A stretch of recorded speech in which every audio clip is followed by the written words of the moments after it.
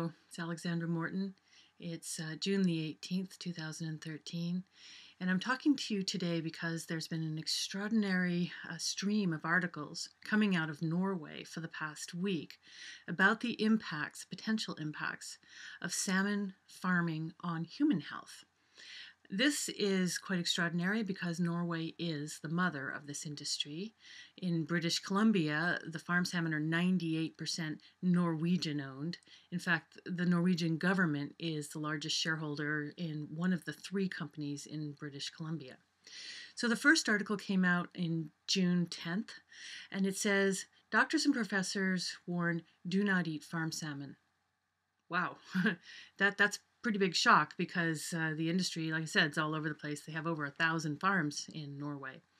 And what they're concerned about is contaminants that bind to the fat molecules in wild fish because we have so badly polluted this planet.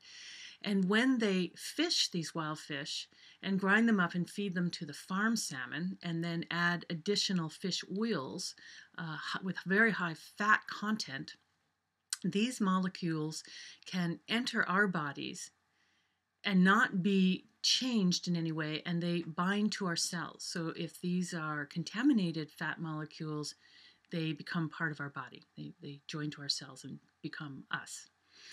Now, the greatest concern to these scientists in this article is the fact that when women give birth, they dump up to 90% of the toxins they have accumulated in their life to their first baby. And then they further feed more of these toxins to the baby in the milk when they nurse the baby. So they suggest that young girls and women who plan to have children really limit their farm salmon intake. Another article mentions that the beneficial omega-3s, this is a critical fatty acid to human health, they say that it's been halved in farm salmon compared to wild salmon because of the increasing amount of grain that is being fed to farm salmon. One article actually calls them swimming corn cobs because they eat so much corn now. The alarms in these articles were raised by a Dr. Monsen at the University of Bergen in Norway. And as I said, she is very concerned about this impact on the unborn children and talks about the potential negative impact on brain development, IQ, autism, and ADD in children. Now, another article says, well, Dr. Monsen is just having a problem with the fish farm industry because there's a farm trying to go in front of her vacation cabin. As she admits to this, yes, this was a problem, but she says this is what got her started in looking at the industry. And then, from there, her alarms developed. So I have all these articles on my blog site, alexandramorton.typepad.com, and you can read them for yourself and make your own decision. The Minister of Fisheries in Norway was asked to comment, and she said she didn't really think that was her position to comment on the human health impacts of farm salmon. She said it should be the Minister of Health.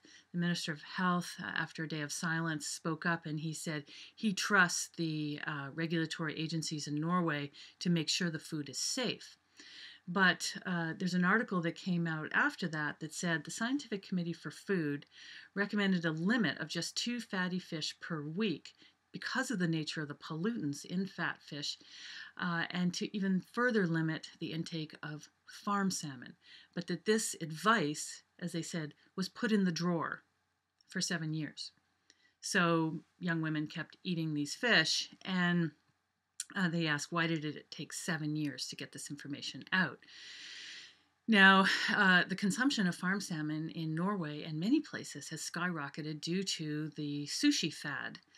Young people are eating a lot of sushi. And so this has increased the intake of this very fatty fish. Farm salmon is much fatter than wild salmon. You can see the white fat bars, the stripes in the flesh.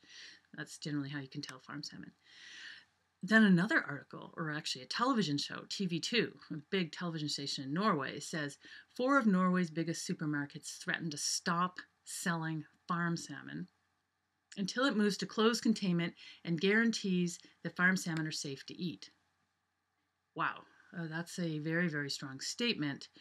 Um, and the final article that came out yesterday that really impacted me is that Norway apparently has been lobbying to increase the acceptable levels of a toxin, a pesticide called endosulfan. It's a bioaccumulative chemical. So when you eat it, it doesn't go away.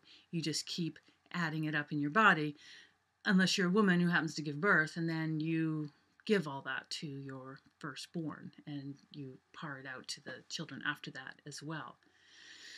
So they asked to raise the levels, acceptable levels, because it would be beneficial to the salmon farming industry. We also see that back in April 2013 of this year, Norway, the European Union, finally made it official that pigs and chickens can be eaten by farm salmon. What is wrong with us? You know, a society that finds it acceptable to poison the unborn because it's good for corporate profits. We really need to examine ourselves. So there will be more on this, on the impacts of farm salmon on human health, because if the product is damaging to the environment, damaging to the economy, and damaging to our health, you really got to wonder why it's in the ocean. Thank you.